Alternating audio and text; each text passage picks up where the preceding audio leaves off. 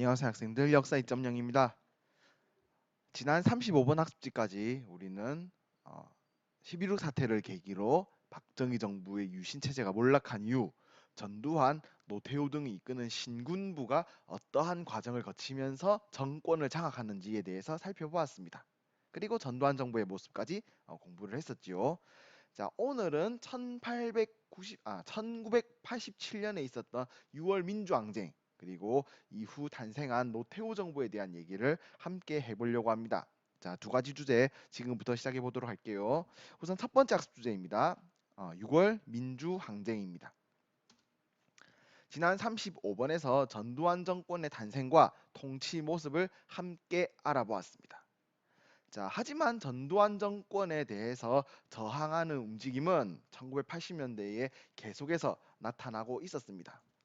우선 1985년에 있었던 12대 총선 국회의원 선거에서 김영삼, 김대중으로 대표되는 야당이 큰 승리를 거둡니다.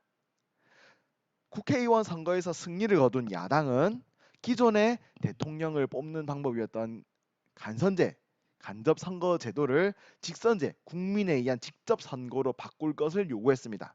이거를 조금 더 간단하게 말하면 대통령 직선제 개헌을 요구했다라고 할 수 있겠지요. 12대 총선을 계기로 야당이 대통령 직선제 개헌을 요구하고 있는 상황 속에서 전두환 정권에 대한 반발심에 불을 붙인 사건이 발생합니다. 바로 박종철 고문치사 사건입니다.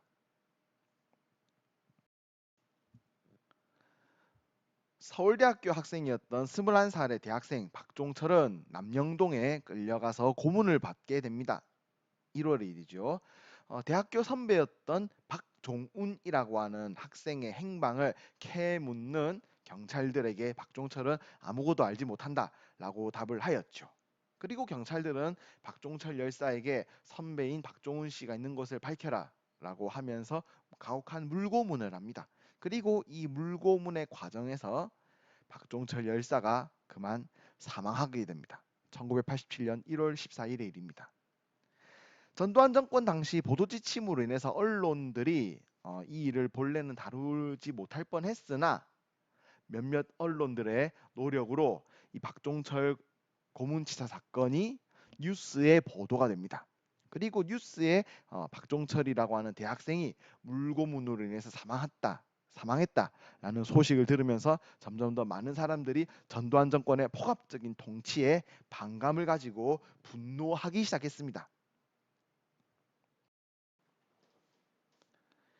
야당의 강력한 개헌 요구와 박종철 고문치사 사건에 대한 여론 악화로 궁지에 몰리게 된 전두환 정권은 당시의 사회적인 분위기, 사회 이슈를 돌리기 위해서 4.13 호헌 조치를 실시합니다.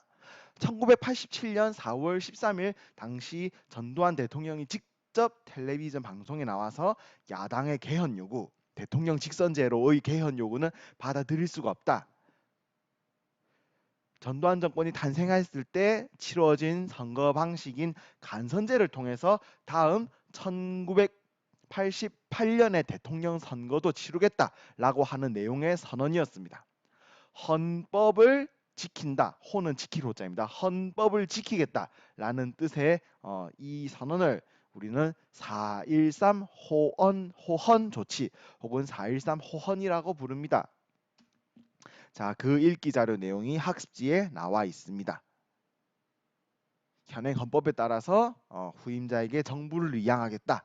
소모적인 개헌 논의는 지양한다. 즉 기존에 실시되었던 간접 선거제를 통해서 나 전두환 정권이 원하는 대통령 후보에게 사실상 정권을 이양하겠다라는 내용의 선언이었지요.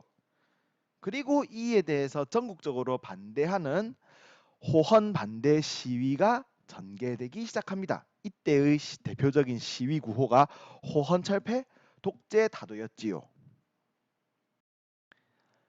이렇게 전국적인 호헌 반대 시위가 벌어지는 과정에서 또 한 명의 젊은이가 목숨을 잃게 됩니다.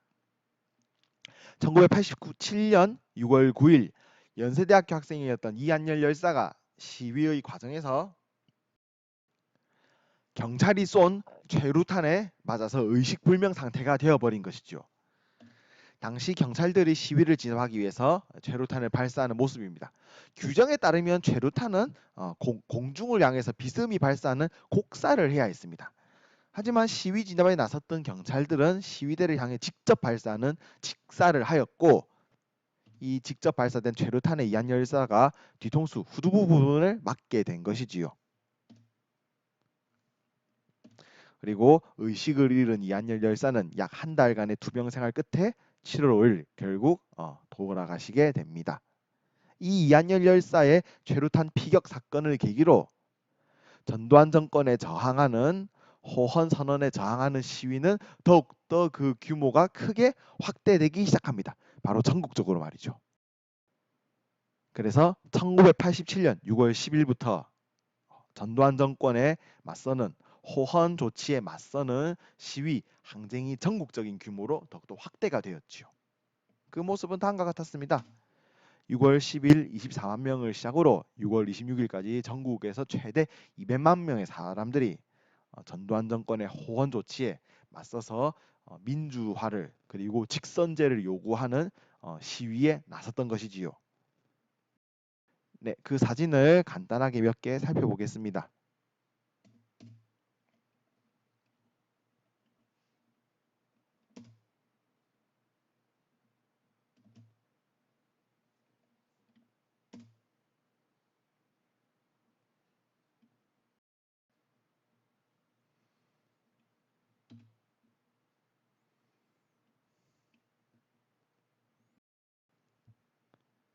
결국 전국적인 국민들의 민주화 요구에 굴복한 전두환 정권 6.29 민주화 선언을 발표합니다.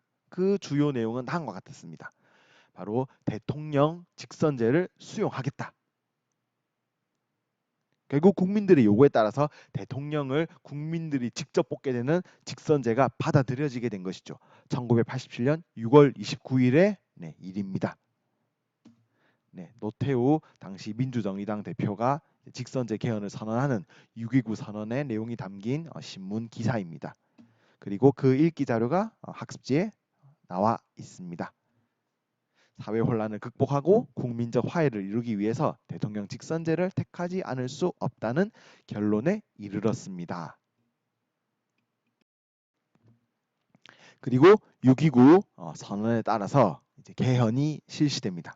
그리고 새로운 헌법에서는 대통령의 임기는 5년, 그리고 최대 한 번을 할 수 있는 단임제를 채택하게 됩니다. 그리고 이 대통령을 뽑을 때는 대표에 의한 간접 선거가 아닌 모든 국민들의 참여에 의한 직접 선거, 직선제가 주된 내용이 되었던 것이죠. 이때 이루어진 헌법의 내용, 개헌의 내용은 우리가 오늘 살고 있는 2020년을 기준으로 현재까지 유지가 되고 있습니다. 새 헌법의 내용에 따라서 13대 대선이 치루어졌습니다. 여당이었던 민주정의당의 대통령 후보로는 노태우가 나섰습니다. 그리고 야당에서는 소위 말하는 민주화 세력의 분열이 일어나게 됩니다. 민주화 운동의 대표적인 민주화 계열의 대표적인 정치인이었던 김영삼, 김대중은 후보 단일화에 실패하고 각자 대통령 선거에 출마하게 된 것이죠. 결국 대통령 선거는 노태우, 김영삼, 김대중의 3자 구도로 치러지게 되었고, 투표 결과 민주정의당의 노태우 후보가 당선되었습니다. 이리하여서 1988년부터 노태우 정부가 운영되기 시작한 것이지요.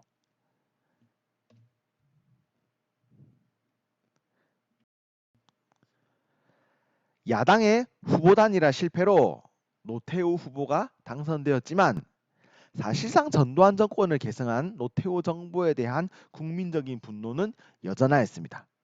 대통령 선거가 끝나고 얼마 지나지 않아서 치러진 제13대 총선에서는 야당이 큰 승리를 거둡니다. 그 결과 국회 내에서 과반 이상을 야당이 차지하게 되는 여소야대, 여당은 규모가 작고 야당의 규모가 큰 여소야대의 모습이 나타나게 됩니다. 김대중이 이끌었던 평화민주당, 김영삼이 이끌었던 통일민주당 그리고 김종필이 이끌었던 신민주공화당 등의 야당이 절반 이상을 차지하고 여당인 민주정의당은 의석수에서 크게 밀리는 여소야대 현상이 일어나면서 노태우 정부는 정권을 운영하는 데에 큰 어려움을 겪게 됩니다. 자, 한편 노태우 정부가 탄생한 직후 1988년 서울올림픽이 개최됩니다. 자, 이 서울올림픽 개최가 가지고 있는 특이점에서는 다음과 같은 부분을 알아야 합니다. 자, 1980년에 모스크바에서 열렸던 올림픽에서는 공산주의 국가만 참여하고 자유주의 국가는 참여하지 않았습니다. 1984년 미국 LA에서 열렸던 올림픽은 자유주의 국가만 참여하고 공산주의 국가는 참여하지 않았죠. 하지만 1988년 서울올림픽에서는 자유주의, 공산주의의 모든 국가가 대부분 참여한다는 그 의미를 가지게 됩니다. 그리고 서울올림픽에 자유주의, 공산주의 국가가 모두 참여했다라는 현상은 조금 이따가 배울 노태우 정부의 외교정책, 북방정책으로 내용이 연결됩니다. 북방정책에 대한 내용은 조금 이따가 살펴보도록 할게요. 자, 조금 전에 13대 총선에서 여소야대 현상이 일어났다는 얘기를 했습니다. 이 여소야대 현상 속에서 상황 속에서 야당은 전두환 정권의 제5공화국의 비리 그리고 12.12 사태와 5.18 광주 민주화운동의 과정에서 벌어졌던 불법적인 일들을 밝히기 위한 청문회를 실시합니다. 이 청문회를 역사 교과서에서는 오공청문회라고 부릅니다. 이 오공청문회는 여소야대, 즉 여당의 힘이 약했기 때문에 가능한 현상이었죠. 노태우 정부 당시 여당이었던 민주정의당은 여소야대를 극복하기 위해서 야당과 힘을 합치기로 결심합니다. 그래서 노태우의 민주정의당, 김영삼의 통일민주당, 김종필의 신민주공화당이 하나로 당을 합치게 됩니다. 이 정치적인 사건을 우리는 3당 합당이라고 부르게 됩니다. 그래서 민주정의당, 통일민주당, 신민주공화당이 합쳐지면서 민주자유당이라고 불리우는 거대 보수 여당이 탄생하게 되는 것입니다. 그리고 이 3당 합당을 계기로 김대중의 평화민주당은 국회 내에서의 소수 세력으로 고립되어 버렸지요.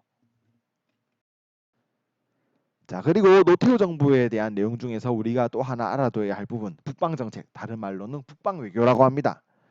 88 서울올림픽에 전 세계의 대부분의 공산주의 국가가 참여한 것을 계기로 노태우 정부는 소련 등 그동안 나라 간에 교류하지 않았던 여러 공산주의 국가와의 외교 관계를 점점 확장시켜 나가기 시작합니다.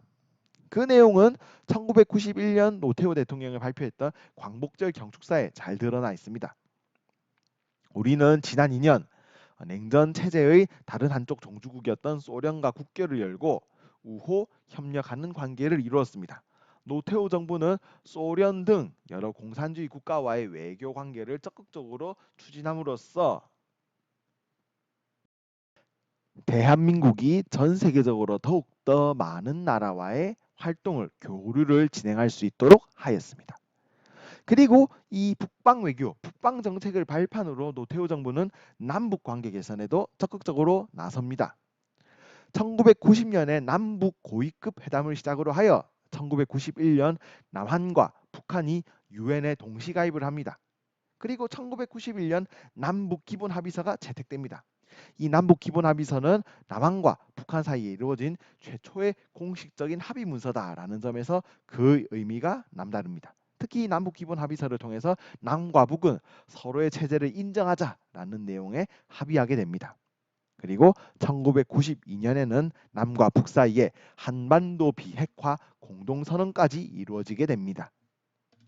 자, 남북 기본 합의서에 대한 내용이 학습지에 있으니까 학생들 한번 잘 살펴봐 주기 바랍니다. 자, 오늘 36번 학습지에서는 1987년 대통령 직선제 개헌을 이뤄내었던 6월 민주항쟁에 대해서 함께 공부해 보았습니다. 그리고 6월 민주항쟁 이후 진행된 대통령 선거에서 노태우 후보가 당선되면서 성립된 노태우 정부의 내용도 함께 공부해 보았죠. 다음 37번 학습지에서는 노태우 정부 이후의 대통령들 김영삼, 김대중, 노무현, 이명박, 박근혜, 문재인 정부에 대한 내용을 함께 공부하면서 한국사 수업을 마무리해 보도록 하겠습니다. 학생 여러분 다들 정말 수고 많이 했습니다.